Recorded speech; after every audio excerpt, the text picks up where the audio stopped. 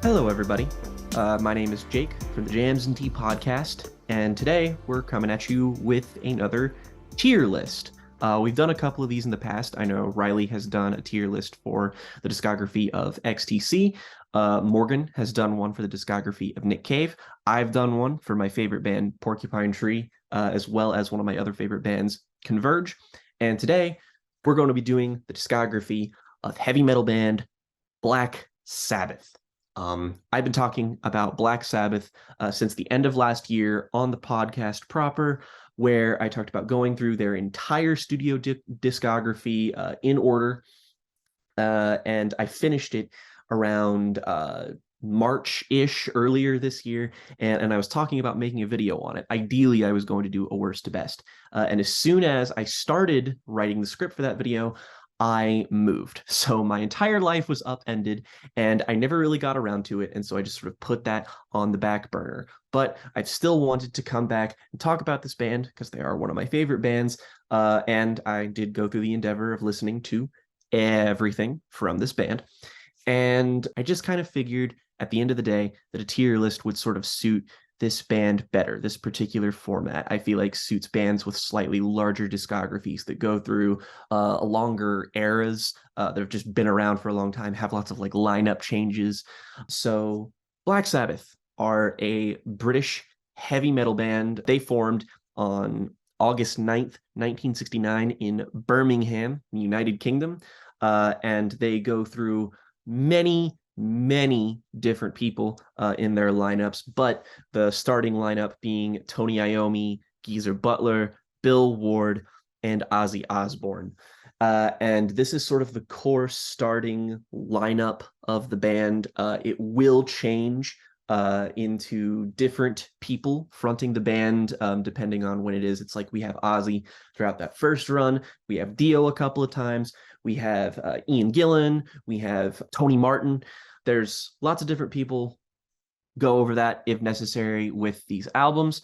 But let's start chronologically ranking these records. First up on the list, we have 1970s debut record. We have Black Sabbath's Black Sabbath. We have the self-titled. This album is, I think, overlooked just a tiny little bit in terms of the canon of the band overall, just because immediately after you get albums that are bigger in the world of heavy metal and earlier like doom metal stuff.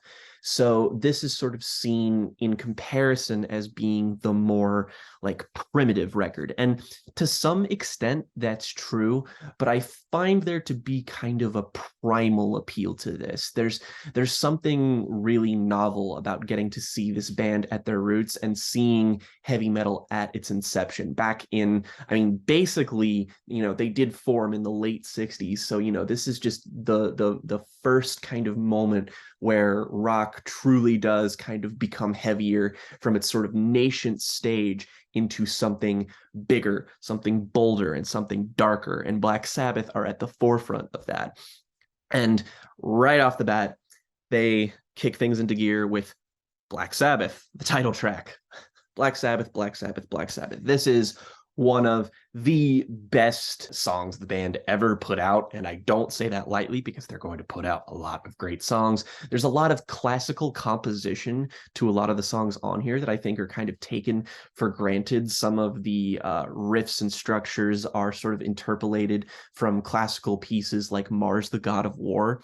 And you have Ozzy on this album. He's got such a great kind of wailing vocal presence that when he's not just normally singing, he kind of sounds like he's in pain on stuff like the title track, and it just creates this air of legitimate menace on this record that initially I kind of overlooked just because I was so into those other records after this that would be a little bit more immediate and hard-hitting, and they do have a sound and production that kind of emphasizes these heavier elements a little bit stronger than this. And that is the only mark against this album that I'll give it, is that because it is the first album, I do feel like it's not exactly produced with everything having the sort of right amount of emphasis on it. I think the bass tones on this album are kind of exceptional, actually. I do think that that is one element that stays pretty strong throughout their career. And of course, everybody who's playing their respective instruments on this album is doing a fantastic job. For a debut record, this is really impressive. Compositionally, you have stuff other than the title track, which is The Wizard, fan favorite, The Wasp, Behind the Wall of Sleep, and the fantastic track Wicked World. This is just an album that does, I think, maybe require a little bit more patience from the listener. The sort of stoner and doom metal that this would go on to inspire definitely take a lot from the slower kind of drawling pace of some of the songs on here, but it makes a lot with a little bit. And it ends up being an album that I ended up being like kind of middling on relatively compared to the rest of their discography, into being one of my favorites, just because this is one that feels like it's kind of like Metallica's Kill Them All, where it's a record where it relatively to the other albums that follow it, it's so underplayed that listening to them feels kind of like the songs on here just feel kind of novel in a way that the other ones don't. They don't suffer from overplay in quite the same way. Which isn't totally fair, but I do think that this is a record that's just genuinely quite fantastic in every way, shape, and form. If you're interested in listening to Black Sabbath, or if you've heard a couple albums and you just don't know really like where to start with them, start from the very beginning. It's an excellent record. It does demand a bit more of you than some of their more hard-hitting, fast-paced, immediate stuff. But I do think that sort of training yourself to get more accustomed to these longer, multi-phased, multi-layered, multi-part songs earlier on will let you appreciate the developments that they make immediately afterwards. So yes, Black Sabbath, a terrific fucking debut. And I have to say, I'm gonna put this in the high A tier. This is an excellent record. It is one of the band's best, in my opinion. But we got a streak going on here. 1970, that very same year, we get the album to end them all. Really, we get Paranoid, and this is seen by many as the Black Sabbath album. If people aren't huge fans of this band, who are like completionists who go back and listen to their entire discography, if people have heard one Black Sabbath album, Paranoid is usually the one that they've heard. And with good reason. This has two of their biggest, most popular singles throughout their entire career, Paranoid and Iron Man. And honestly, I don't have any hot takes about either of these songs. I think they're great. Iron Man is a brilliant showcase of just how doomy and heavy these guys could be. Even this early on, again, everything's kind of low and growling and menacing on this, kind of doubling down a little bit on the tone of the first record, even though I think generally speaking, this is a bit more of an up-tempo and like comparatively brighter sound that is a bit more accessible. But I mean, you start off with War Pigs, Luke's Wall, which is, again, one of the band's absolute best openers, some amazing crunchy riffs, fantastic performance from Ozzy. And really, this is an album that, again, this is what's so incredible about this band, that from the outset, they were making albums that weren't particularly long. This is a 42-minute long album. There are 8 songs. And even though some of the songs are a little bit slower paced, like the first album, the fact that it's brief manages to be one of its biggest strengths, because these songs are so dynamic and they build off of each other so very, very well as like an album experience in terms of flow, in terms of cohesion. This just kind of has everything you would want in terms of the album experience. They've been really consistent throughout their career of knowing how to make a well-structured, well-paced album. with a couple exceptions, but this is not one of those. And as a result, even the 42 minutes that this consists of kind of fly by when you listen to it. And that's kind of incredible. That's what I really love about this initial sort of the first Ozzy run, is that none of these records are languorous or long-winded in any way. They feel like every moment of them is vital. And, you know, Paranoid, for as like more ambitious as it is and as heavier as it is, it doesn't sort of feel like the band is going beyond their means, which is nuts considering that they still made this in the same year. They cropped out all of these songs in just this couple months long span. I mean, you know, 60s and 70s were certainly a different time for bands putting out material. A lot of them had to crank out a lot of stuff, but you know, it's not exactly like, you know, the Beatles when they cranked out earlier stuff and it was, you know, a lot of very well written, well composed pop songs. This is far beyond that. The ambition is really remarkable. I will say, if I do have a hot take so far, it's that I probably don't prefer this to the self-titled. I do kind of like the straight up doomier sound that the self-titled has, whereas this is more of, again, accessible, fast-paced, heavy hitting. This is another album where I wouldn't begrudge anyone who's getting into this band sort of starting off with this album, just because it is the Black Sabbath album in many respects. And again, it is short. It is a good place to start. I still would recommend the self-titled over it in terms of a Black Sabbath deep dive. I think kind of going in order, that first initial run of records is probably the smartest way to go. But if you're somebody who maybe doesn't quite have the patience for it yet, definitely start here. I do think that even the longer tracks on here are significantly more faster paced and immediate. It is, of course, it's a legendary, fantastic album, and it's going to go at the top of the A tier. I'm probably going to be saying that an awful lot.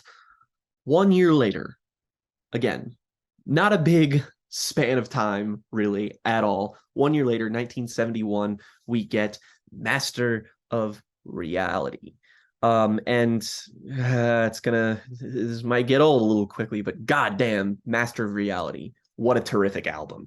To me, this is the band sort of, you know, they've met with a little bit more success now. The band is a little bit more in sync with each other.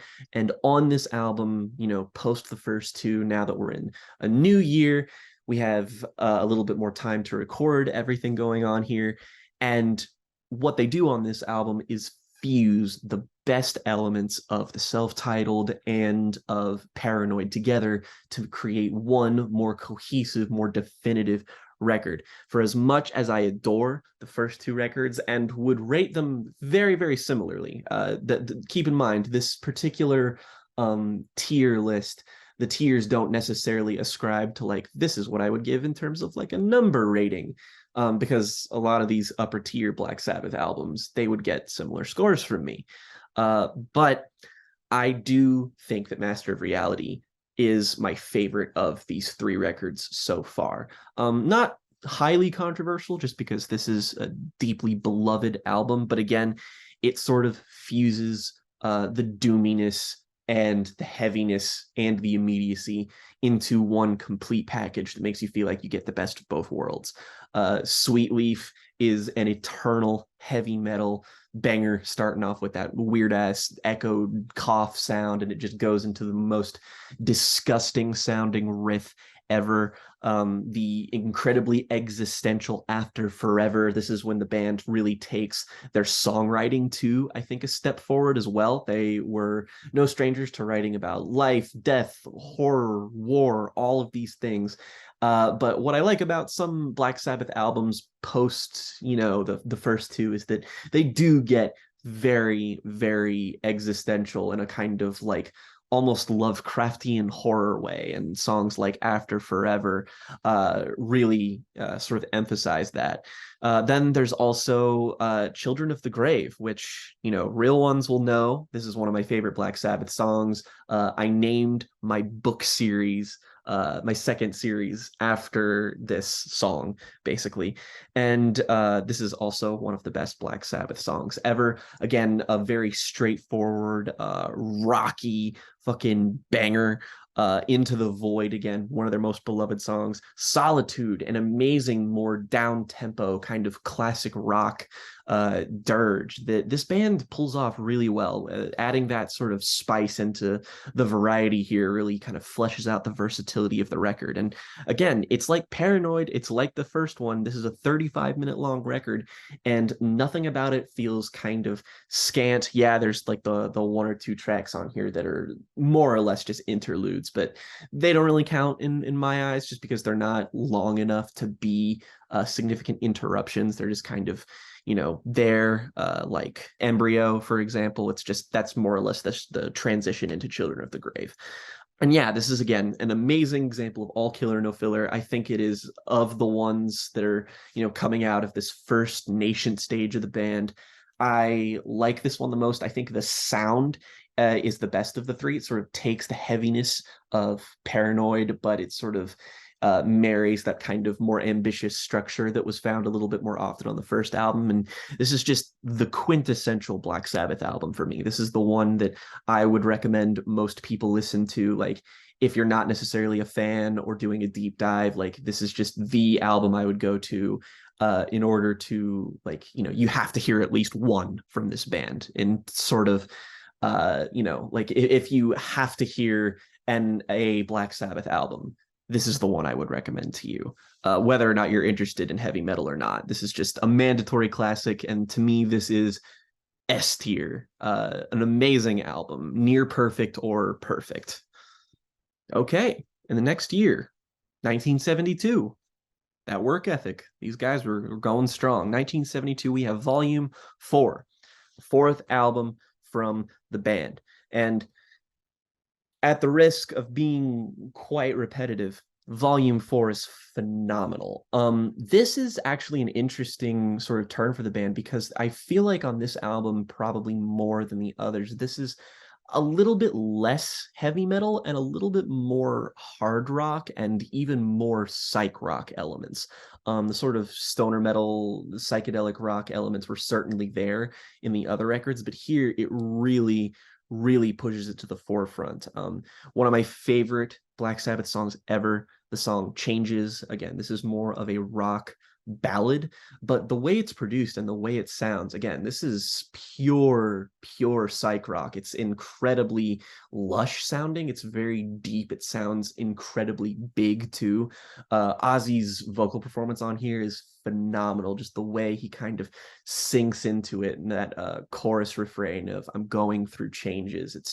It's produced sublimely, and that's a lot of the appeal of this album to me, is that it really takes the psychedelic elements of their sound and just kind of turns it up a notch.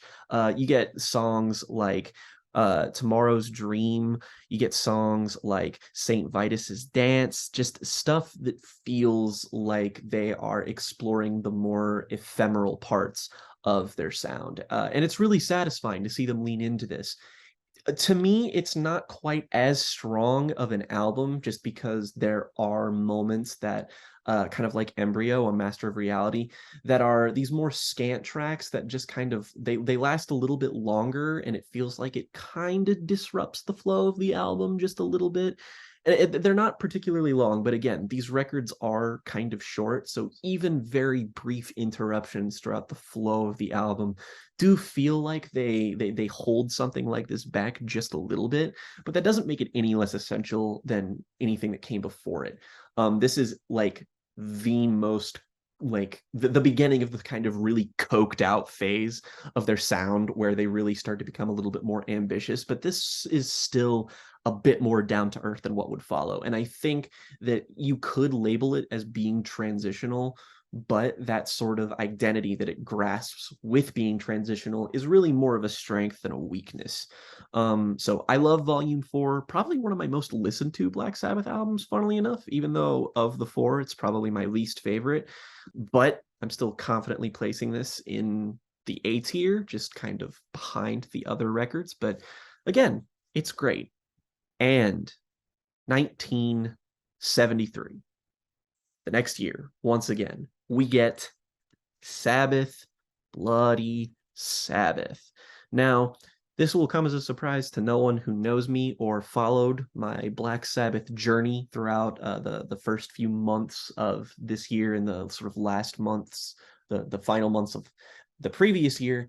I went on and said that this is my favorite Black Sabbath album. And honestly, it's not even because it does anything that the other albums don't do or does it better. It's really just the album that has pound for pound the most songs that I think are perfect from this band. And as an album experience, it really does feel like they had this down to a science, to the point where even the instrumental on this album, Fluff, is one of my favorite things on here. Again, there's nothing on here that doesn't feel vital or essential, but to me, this is as ambitious as this band gets. It's sort of, again, the last two albums were focused on being a little bit more, playing to their hard rock sensibilities, whereas this is deeply unfriendly in like almost to the point where you could call it progressive, not quite prog metal or prog rock.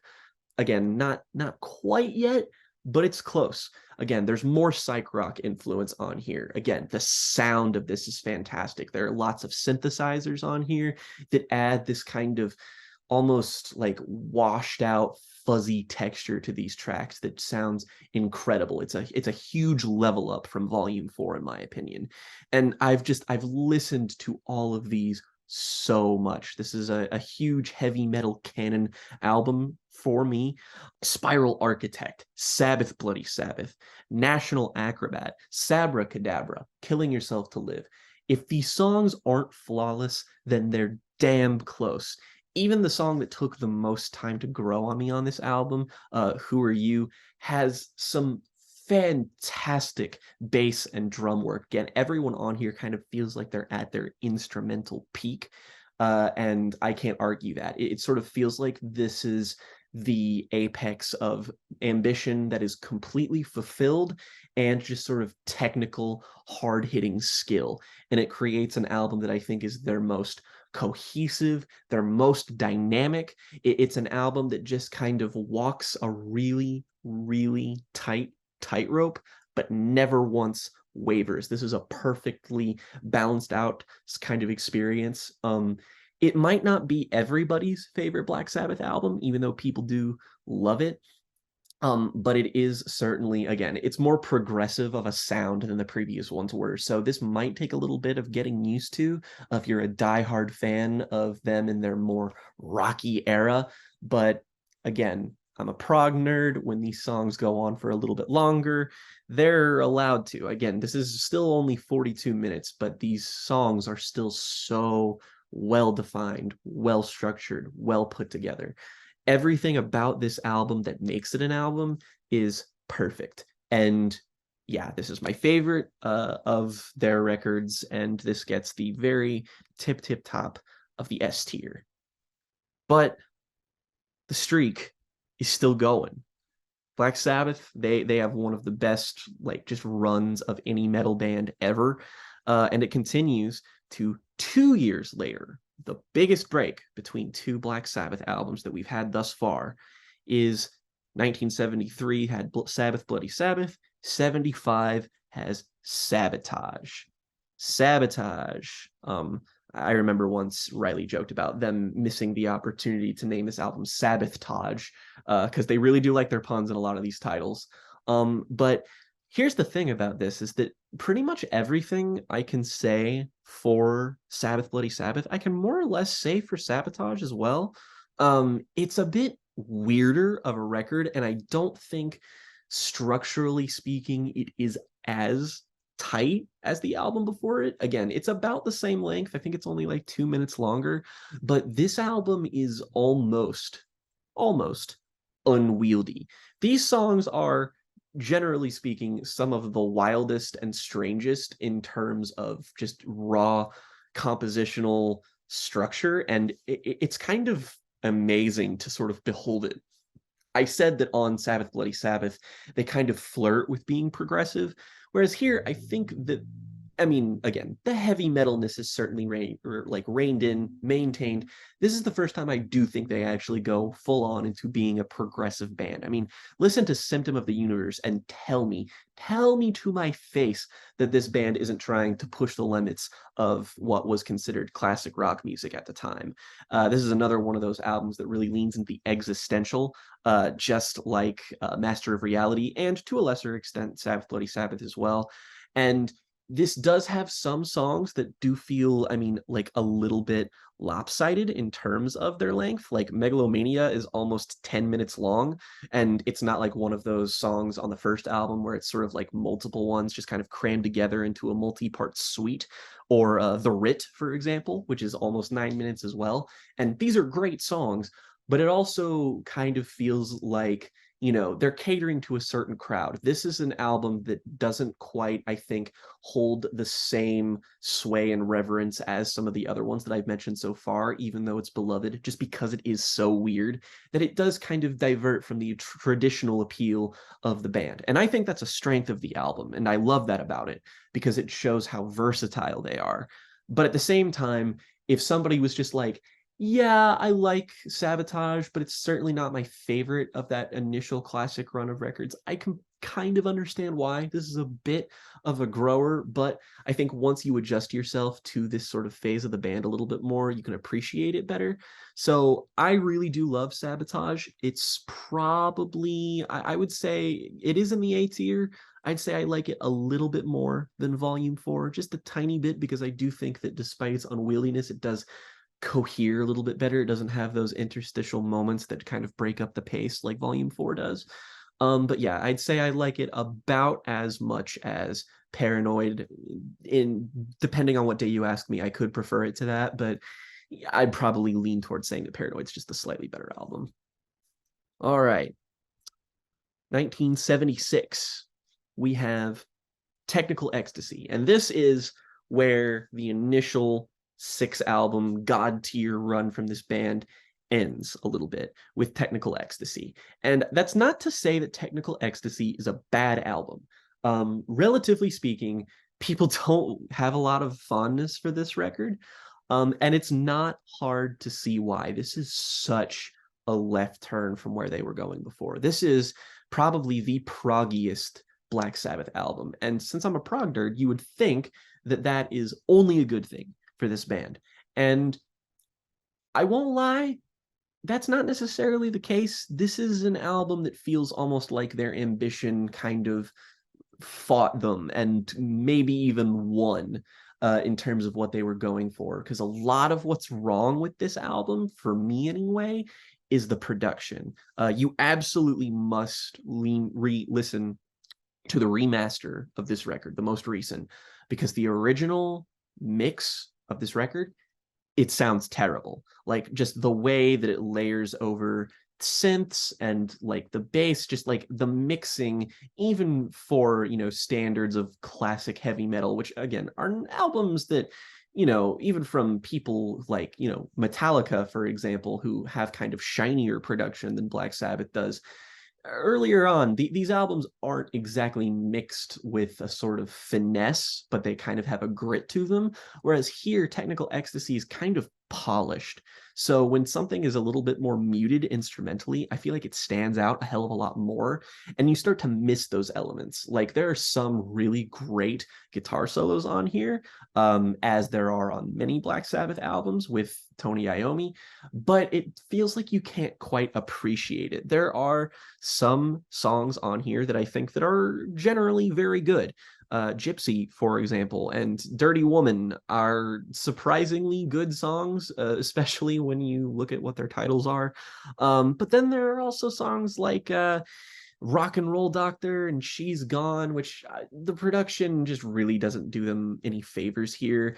And it ends up being kind of stuck in a sort of transitory malaise where it feels like they wanted to up the ante a little bit, but just didn't quite succeed. That said, this is still an album that, like, in terms of like the drop off of quality, people really don't like this album, in comparison to the others. And It is nowhere near as good, frankly, but I do have a fondness for it just because they are trying something, and they're more successful here than they are not successful. So it's a bit of a black sheep, but with that remaster, I think it's due for just a bit of a reappraisal because it's nowhere near the bottom of the barrel for this band, in my opinion. It's an interesting curio, and you sort of feel the fact that the band internally maybe wanted a few different things out of their sound, so there's a bit of a clash here. But yeah, I can't lie and say that this doesn't feel really long, even though it's about as long as the last few records. So yeah, this is an album that certainly is you should reserve for a sort of deeper digging phase of the band, even though it is in that midst of the early golden era. Um, Give it a shot maybe again if it's been a while or you just really didn't like it initially, because there is stuff to like here. It's just that a lot of what's good about it feels like it isn't what's great about other Black Sabbath albums. The appeal is very much separate. So I am a bit of an apologist for this album, but I definitely wouldn't say it's anything short of okay. There's a lot of things that hold it back, a lot of things about the sound. I don't think it's as well put together of an album. So it's a bit of a mess, but it is an interesting mess, which puts it above a lot of other records, in my opinion. So I'd say that this fits pretty comfortably into the C tier. It's an album that I would call good, but I struggle to call it good. So I'm in a weird place with it, but still, give it another shot. After that, we have another 2-year long break in between albums. Technical Ecstasy was 1976, and now we have Never Say Die, 1978. And this, like, I think you'd find maybe a couple people who probably agree with me on Technical Ecstasy in terms of it being relatively underrated, if not, like, masterful or anything. But generally speaking, Never Say Die, this is the moment where I think most people will admit that the band started to truly fall off a little bit, because you can sort of write off a lot of issues that Technical Ecstasy had to being unchecked ambition, fractious personality clashing between the band. This is already at the point where Ozzy and the others, they aren't really getting along very well, and so I feel like the idea of what a Black Sabbath album even is a bit transient at this point.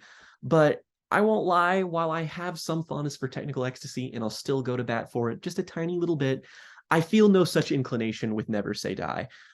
This album to me is like, it just sort of epitomizes everything about their like more chameleonic qualities that don't work. Because Black Sabbath cover a lot of ground in terms of genre. But one thing they probably shouldn't do is blues rock, which is primarily what I would label this as. There's startlingly little heavy metal on this, which is fine. I mean, if you want to lean into more classic rock stuff, that's okay. But the more polished sound here and the more laid back tone, it means that listening to a lot of this feels like listening to, say, I don't know, the Royal Scam era Steely Dan, but without the sort of god tier production and great songwriting. Because even again, Black Sabbath songwriting is never quite the draw with them, even though it can be something that you can appreciate with those earlier records. Here, it feels a bit like there are just songs on here that are undeniably lame, in my opinion, like Johnny Blade or Junior's Eyes, or maybe one of my least favorite Black Sabbath songs ever, which is Air Dance, which the production does no favors here. This is just a very bluesy, almost sleepy album. It has moments like Breakout and the title track, Never Say Die, which is confidently the best thing on here, that do have a bit more grit and more edge. But this is just an album that doesn't feel like it knows what it wants to be. And the things that it often decides to be are just way, way less successful. This is an album that almost feels tired. There's a lot of lackadaisical qualities to the compositions here that just lack the urgency of even Technical Ecstasy. And Yeah, I won't lie. I find it a bit of a chore to sit through. The entire kind of midsection of this album for me is a real kind of non-starter. Um, and yeah, I wish I could come in with a hot take for Never Say Die, and I tried, but this is just not it, Chief. It's just the band.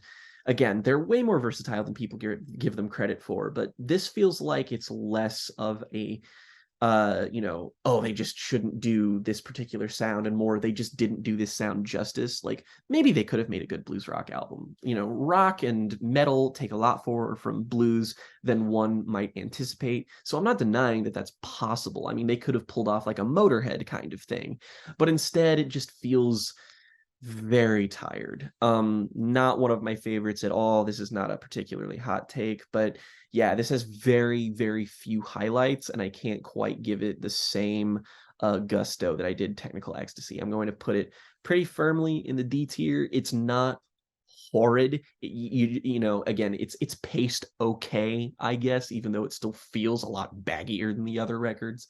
But this band will certainly sink a lot lower in their worst moments. Thankfully, that doesn't last for long. Even though we hit a bit of a slump with the last two records, 1980, 2 years after Never Say Die, tensions within the band sort of boil to a fever pitch, and Ozzy gets kicked out, and he goes on to do his own solo heavy metal Ozzy Osbourne stuff. And in the meantime, they get to replace him Ronnie Dio of Dio, and plenty of other metal acts, in fact. And that's sort of the key here, is that beforehand, it was a very even mix of different elements: psychedelic rock, stoner metal, doom metal. All of these things kind of worm their way into Black Sabbath's sound. Here, on the other hand, Heaven and Hell doesn't quite have that kind of insanely, like, almost dirgy quality that some of the earlier records have. In fact, I would say that this has way more in common with Dio albums than it does Black Sabbath albums. That being said, it's a terrific record. And this is something that I feel like the band would have gone on to do anyway. I feel like they would have pursued a more contemporary heavy metal, Metallica adjacent, Motorhead adjacent sound. It's just that they got a different frontman to do it. And of course, they fit, heavy metal straight up fits them like a glove. This is one of the most consistent Black Sabbath records, despite Ozzy's absence. Starts off with Neon Nights, one of the best tracks that the band has ever made. Top 3 Sabbath songs, probably. Children of the Sea is a terrific, more, I guess, low-key, ballady moment, so we don't lose that dynamism that was still there with Ozzy. I think Dio's able to pull that off pretty well. Lady Evil, really fun song. The title track, incredible. Die Young is also incredible. I will say that slightly unpopular take, I think, is that I don't really care that much for Walk Away. It's a good song. It just doesn't really hit the highs of everything else on here. And I do like Lonely Is the Word, but I think it might go on a little bit too long. I attribute this to being that even though Dio and the band are a good match for each other, perhaps they weren't entirely on the same page in terms of what their strengths as a combined unit were.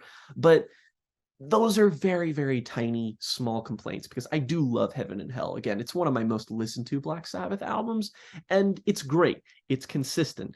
I'd say I like this about as much as Volume 4. On some days, I might even tell you I like it a little bit more. So it's going in the A tier. And just 1 year later, 1981, we have Mob Rules. This is another album with Dio at the front of it, and that's sort of the bit with this record, is that if you liked Heaven and Hell, you will like Mob Rules, because it's a lot of the same. And that sounds bad when I put it like that. And that is the album's biggest weakness, is that I don't think it quite gets out of the shadow of its older sibling album necessarily. It feels like it's a lot of the same sound. But that said, it's also great. Like there's no real unidentifiable, or there's no real identifiable weak points here. I like basically everything except for the relatively brief fourth song on here, E5 150, which is just kind of okay, but again, eternal Black Sabbath bangers on here, like Voodoo, Slipping Away, I actually have a really big fondness for, and Falling Off the Edge of the World. This is a very well put together album. It is kind of just more of the same, but more of the same is still pretty goddamn great. And for that, I think I would put Mob Rules very confidently in the B tier. It's a great record, but I don't necessarily think it's particularly unique, not only just within the Black Sabbath canon, but in the canon of Dio. Is that these two albums, I certainly feel like I'm glad that Sabbath, took this sort of departure from their previous sound, but they still feel like they are less in keeping with the band's core identity. So that might be why I like them just a little bit relatively less. 2 years later, the band changes frontmen once again. This is the first album we have with new frontman Ian Gillan. And the thing about this album, which is 1983's Born Again, is that this album was super slapdash. Like, I know I've already talked about the fact that, like, oh, Black Sabbath released two of the greatest heavy metal albums of all time in the same year. So when you hear that a Black Sabbath album was a little bit rushed in production, that doesn't necessarily set off an alarm in your head, because you're like, they're used to cranking out music on this level. That makes sense. There's a 2-year gap. But that was just from really fraught happenings and internal band stuff. So once we get Ian Gillan around, we have Born Again. And this is also not an album. It's very much like Technical Ecstasy and Never Say Die, in the sense that it is not very well liked among lots of people. But I've seen some defenders of this record, and I don't get it. This is pretty easily my least favorite Black Sabbath album. And it comes down to a couple of things. The first thing, this album sounds like butt. Just awful, honestly. Every version of it I've managed to track down is that this sounds like hot garbage. I would say that this is maybe the worst produced metal album I've ever heard, and I have very high tolerance for shitty metal production. I'm able to look past the wonkiness of something like And Justice for All, for example, because the core of that album is so great.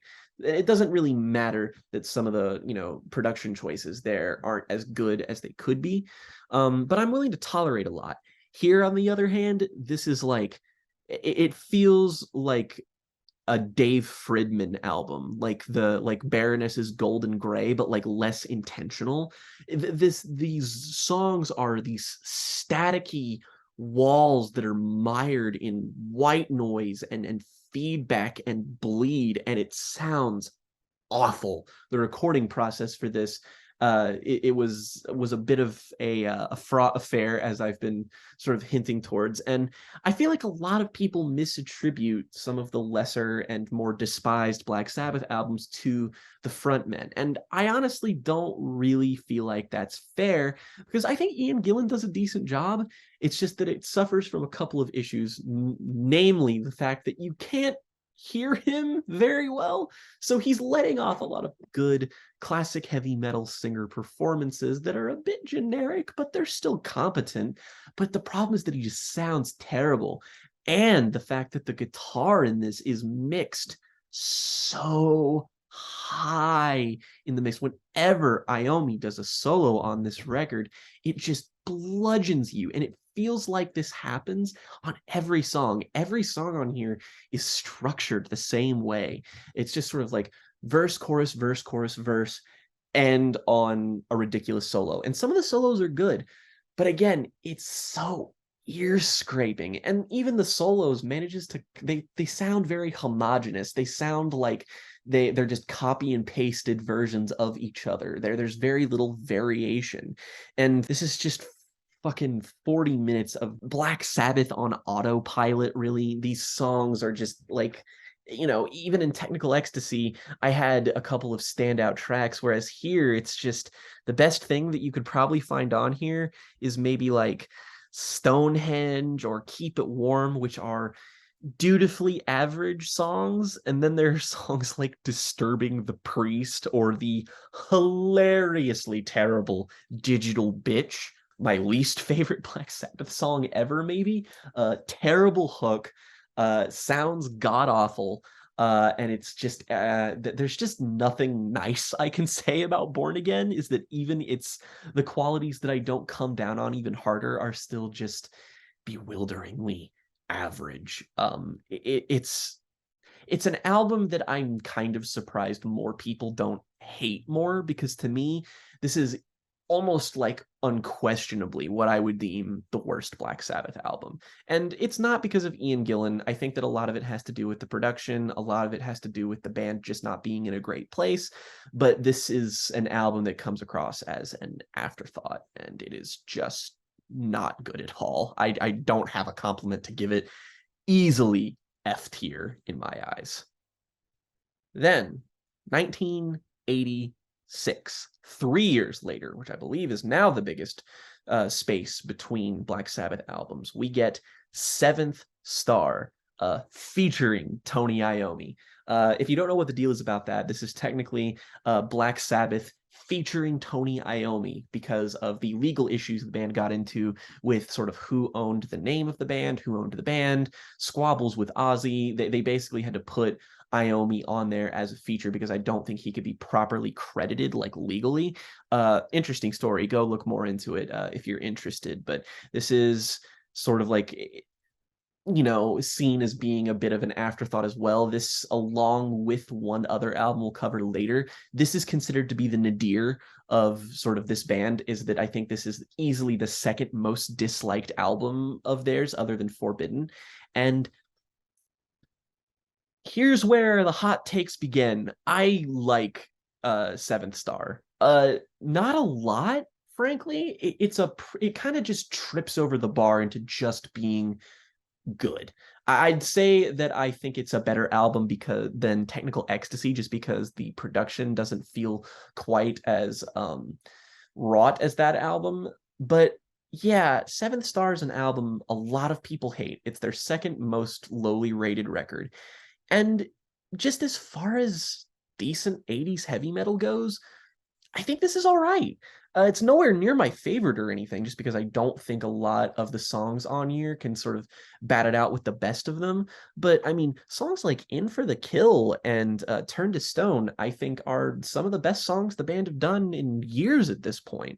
Again, In for the Kill is the best thing on here, and it's just terrific. It's got a great hook on it, great guitar work. Where the album falters a little bit with me are its slower ballady moments. Ozzy could handle those well, and even Dio, if the band scaled things down a bit, could handle this a little bit better. And to me, Glenn Hughes is the guy who's the front man this time around. A good singing voice, a good musician, again, a decent front man for the band, just not particularly ambitious or singularly interesting, in my opinion. But he gets the job done with some of these performances. These are really enjoyable, if a bit stock heavy metal tracks. But again, you also have songs like this title track, Danger Zone, Angry Heart, and the terrific Heart Like a Wheel. And this album isn't very long at all, and it's produced pretty well. And yeah, I don't really get the hate, honestly. I think it's decent. I think that I would probably put it solidly in the C tier category, ahead of Technical Ecstasy, if I'm being honest. I know this is kind of sacrilege to a lot of Black Sabbath fans, but it's too inoffensive to hate, and it's too competent to say that it's mediocre. So don't like rush out of your way to get to this album, but if people have told you it's not worth visiting, I simply disagree. You should give it a shot, because maybe you'll like it even more than I do. I don't see the hate, not at all. Is only just a good album, but it is a good album nonetheless. 1 year later, we have once again switched frontmen to Tony Martin, and we have the Eternal Idol. No more featuring Tony Iommi, but this is where things get a little complicated for me, in that there are some of these records that they don't have a great reputation, And at the same time, they don't have a terrible reputation. Like, this is far from what people tend to think of when it comes to Never Say Die or Seventh Star. Like, people generally like some of these albums a little bit more than that. And I do as well. I think that for all of its faults, The Eternal Idol, which is an album people think is about as good as Born Again, which I object to because I think this is markedly better by merit of the fact that it just sounds better. But when you switch frontmen and you don't have the two beloved frontmen, I feel like a lot of people are just eager to kind of tear these down. But again, Tony Martin, decent vocalist. I don't mind him at all. I prefer the other two, if I'm being perfectly honest. He might be my least favorite of the Black Sabbath frontmen, but he is nonetheless competent. And that's sort of the name of the game here, is that this is a competent album. There's very few things on here that are outright mediocre, save for the fact that I think Nightmare and Scarlet Pimpernel are just kind of average songs. But the rest of this, pretty good, honestly. Nothing that'll blow your mind, but The Shining, Ancient Warrior, Lost Forever, good songs. But then you have Hard Life to Love, Glory Ride, Born to Lose, and the magnificent title track, closer, Eternal Idol. This is the best song that they've made in years at this point. I would say that this is better than some of the best stuff on even Mob Rules. So it has distinct moments where it's like, oh, wow, they're actually getting a little bit more ambitious here. I think Eternal Idol alone makes this an album worth listening to, but the rest of it is also pretty good. I actually think that this album is better than Seventh Star and Technical Ecstasy. I think it's pretty solid. If it had a better frontman, I might be inclined to rate it even slightly higher. But as for now, I will confidently put it in the C tier. It's not quite as good as Mob Rules, and it's a little bit better than Seventh Star. It's nothing mind-blowing, but if you're a fan of this band, I still think this is an album worth checking out. It does not deserve the sheer amount of hate and kind of just ignorance that it gets. But after that, we're going 2 years in the future to Headless Cross.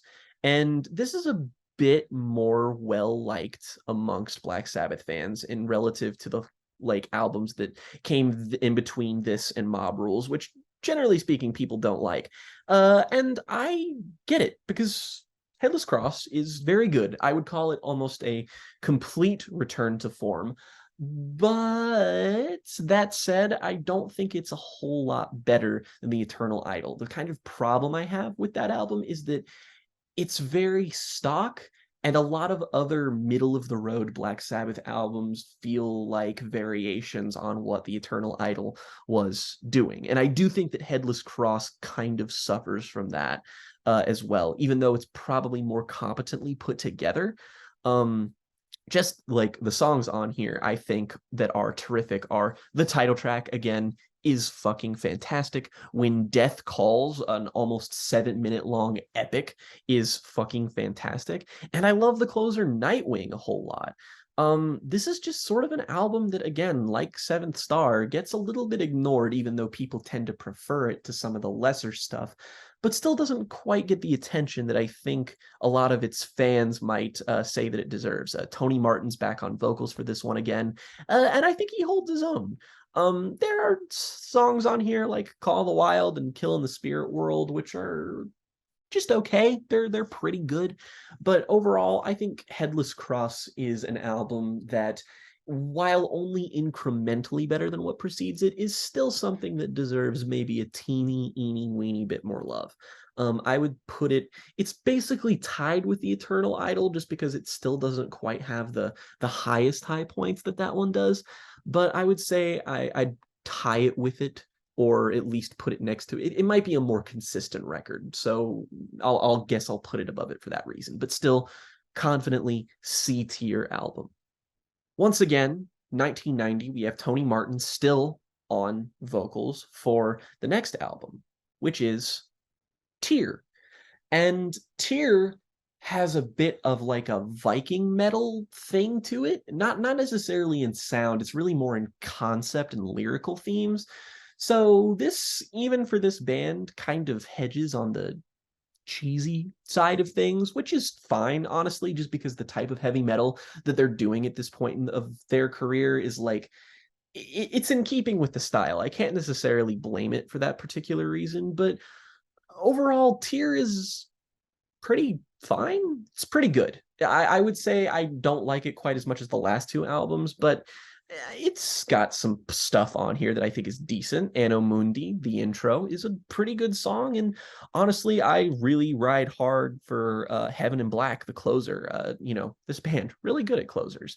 But overall, though, it just kind of feels like it lacks the kind of punchiness and sort of immediacy that even Headless Cross and Eternal Idol had. It's a bit more middle of the road, but even then, I still can't quite call it a mediocre album.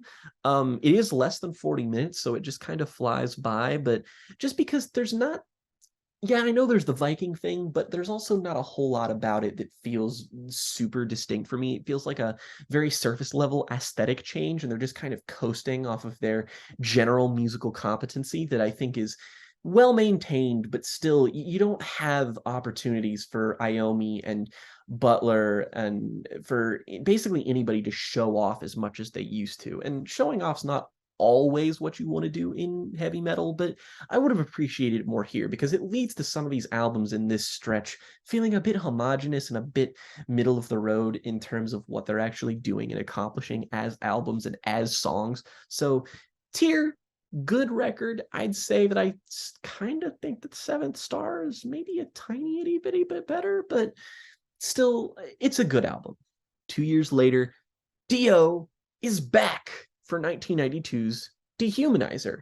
And honestly, huge return to form for the band. Not just because Dio's back, but everything sounds more lively on this album. Everything has more bite, more punch. That 90s heavy metal production is really coming through and letting this band shine in the way that they should. The opener, Computer God, is fantastic. Dehumanizer and the sort of album art kind of lead you to sort of thinking that it might have a kind of cyber, internet kind of concept to it. And it does. And it leads to some of the lyrical topics being a bit endearingly corny, just because it's very speculative about, future and science fiction-y stuff.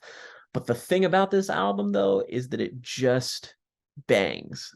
Dio is back and he sounds as good as he did on those earlier albums. And this sounds like more of what you want from Mob Rules and from Heaven and Hell. And that's both the album's greatest strength and greatest weakness, is that you get that level again. The floor is once again raised. And you have songs like I or TV Crimes that are just, again, some of the best stuff this band has made in a really long time. And it's really enjoyable. If I have a problem with it, it's that it's not different enough from the Dio albums to feel like its own distinct thing.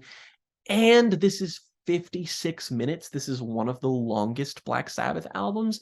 And I would be lying if I said I think that maybe trimming a few of the lesser tracks on here, something like Sins of the Father or Buried Alive, for example, wouldn't do it some good. I think that would make it a tighter, more easily digestible package. But still, after the last couple of records, it feels like a real shot in the arm. It's really vital. It's a particularly underappreciated member of this band's catalog just because it's in the string of a lot of unremarkable, comparatively speaking, records. But of the albums in this kind of era, I think it confidently stands up as the best. I'd say I like it about as much as Mob Rules, even though I think Mob Rules is slightly better just because as an album, it's a bit stronger. But Dehumanizer, great record. If you haven't checked it out yet, you owe it yourself to if you're a fan of Dio Sabbath. 2 more years later, we get Cross Purposes, 1994. And once again, this is an album that, well, not a lot of people really like it. Tony Martin is back on vocals once again, and I think Tony's fine. He's a good frontman. He's very competent. And problem here is that this album's just very, for lack of a better word, mid. It's one of the longer records comparatively speaking. It's only 47 minutes, but my God, does this album really feel its length. I don't think this album quite ventures into being bad like a lot of people might say. Like, again, this is one of the really frowned upon releases from the band. And while I can understand that, I think that nothing here is truly bad. It's produced well. The pacing isn't great, but everything here is still fundamentally solid musicianship wise. And from a songwriting perspective, I feel like everything is a bit less dated than on the stuff on Dehumanizer. But that said, I can't say that anything on here is truly remarkable. I think that maybe the final three-track run of The Hand That Rocks the Cradle, Cardinal Sin, and Evil Eye are about as good as the album gets. And even then, it's the low points on the album aren't that low. They're just kind of mediocre. Cross of Thorns, Virtual Death, Dying for Love, Back to Eden. Some of these songs are just so slow. A lot of these songs are way longer than they need to be. It's not a matter of cutting songs that would make the album feel more well paced. It's more or less like a minute to 2 minutes needs to be cut off of each of these to sort of retain their impact, because this isn't like horrible or anything. It just sort of feels like they've lost touch with the album format and they really need to anchor themselves back to it. But right here in the now, I can't say I really get that much out of Cross Purposes. I wouldn't really call the album good. It's thoroughly mediocre, but I also wouldn't call it bad either. There are a few moments on here that are worth it, but save this for deeper digging. It's definitely better than Never Say Die, but I don't think I can confidently put it in the C tier, so it's top of the D tier. And now, 1 year later, we have the nadir to end them all, Forbidden. This is notoriously the most hated Black Sabbath album, the lowest rated, the one that people generally look upon with the most ire. And while it's not my least favorite, I can certainly say it's a confident runner-up for my least favorite, because God bless, this album is boring as shit.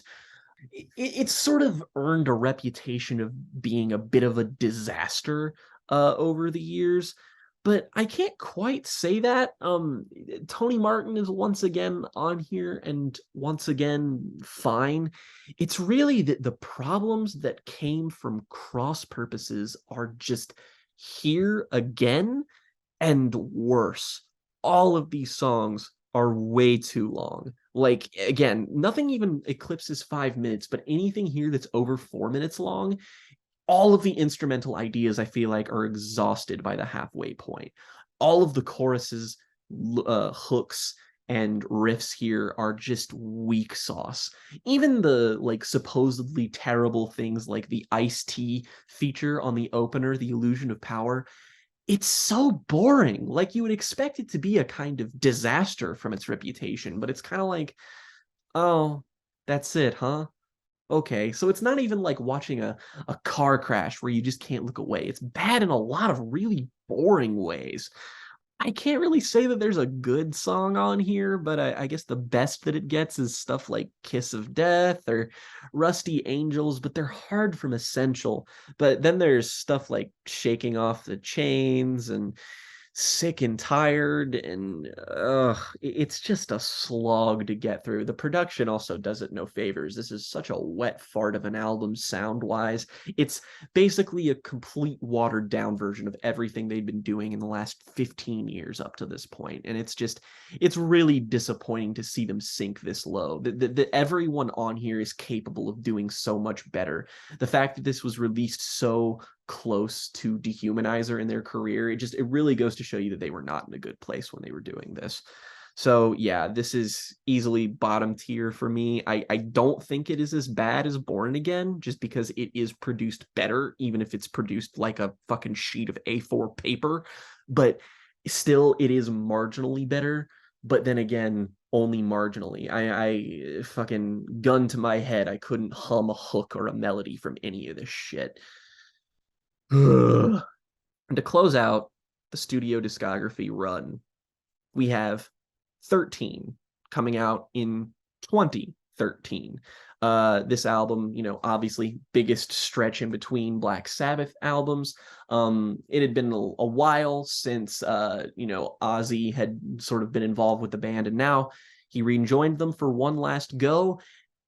And honestly, this was a huge breath of fresh air for me at this point in the discography. I felt really beaten down by a lot of middle of the road to bad albums. So getting this is awesome. This is a treat. This is Black Sabbath as you know them from the Ozzy era, with modern studio production. And it sounds terrific. This isn't quite as good as that initial Ozzy run of records in my eyes. I think that that's kind of indisputable. But in terms of raw consistency, the band hasn't been this good since Dio first joined the band. There's stuff like God is Dead, Loner, Zeitgeist, Age of Reason, Live Forever. All of these songs are fantastic. Like this is a really great example of an all killer, no filler album.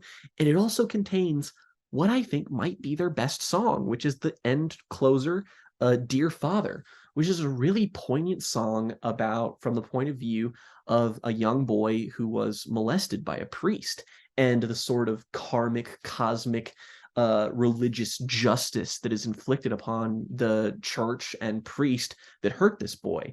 And like, again, it's very poignant. It's like the songwriting hasn't been this exciting in decades at this point, and the way it just kind of gallops through in the second half of it is terrific. This is some really great OG Black Sabbath stuff. And while it doesn't compete with the heights of everything in that initial run, I still think it deserves to be considered with the upper half of the discography. There's nothing here that's short of great. It has an amazingly high ceiling, a very high floor, and while it doesn't quite get, I think it deserves a bit more than it's gotten, just because it's sort of like, oh, it's the reunion album. They came back for one more, and it's okay, it's decent. But consistency is key here. And if you've been going through all those other really unremarkable albums that I talked about, this feels like a treat in comparison. It's terrific. It's heavy. It's fun. I would pretty confidently put it at the top of the B tier. I like this about as much as Mob Rules. It was very refreshing. And even though that's the last album, we're not quite done yet, because I wanted to talk about The Devil You Know by Heaven and Hell. So if you don't know what this is, because of all the legal trouble that Black Sabbath got into and the rights and disputing the name and all of that stuff, one time in 2006, basically everyone in Black Sabbath, with Ronnie Dio, got together to make another Black Sabbath album, but they couldn't make it under the Black Sabbath name. So they went by the name Heaven and Hell. So basically we have another Dio Sabbath album that is just not under the same name, but it has everyone from it. It has Ronnie Dio, Tony Iommi, Geezer Butler, and Vinny Appice on drums, who did some drum work for Black Sabbath over the years. And I'll be blunt about this one. I think this album is sensational. I think that this is as good as Heaven and Hell. On some days, you might even catch me saying that it's better. But this has a lot of fantastic consistency that is in those greater Dio records. I mean, this has some of the best stuff that they ever put out, in my opinion. Eating the Cannibals is one of the best riffs and hooks that the band ever made. But Adam and Evil, Bible Black, Fear, Turn of the Screw, fucking Follow the Tears. These are fantastic Dio Sabbath songs. And again, this came out in the mid 2000s, came out, or not, late 2000s, came out in 2009. So it feels like it has that contemporary modern metal sound that an album like 13 had. And it's, again, this has the same appeal as an album like 13, where you get to feel an era of this band that was particularly revered and loved sort of come back and sound more modern. And this is an album that's just kind of all killer, no filler. And I love it. I love listening to this record. I've listened to it more than a lot of like proper Black Sabbath albums. And if you didn't know about this, you have to seek this out. This is a completely essential release from the band that I would put at the bottom of the A tier, like high B, low A, but I will be emphatic in my recommendation and put it in the A tier to say that if you haven't heard it, it is essential, especially if you love Dio, if you love Dio Sabbath, his solo work. This is imperative. It's great. And there we have it. This is the studio discography of Black Sabbath. Tell me what your favorite Black Sabbath albums are in the comments below. Give me your own rankings. Tell me what you thought of mine. Am I a complete fucking hack? Let me know. I don't care. Just as long as we're talking about Black Sabbath and having a good time, I will see you all over at the Jams and Tea podcast or on another solo video that I'm sure I'm going to make in the future. Rock over London. Rock on Chicago. Duncan. America runs on Duncan.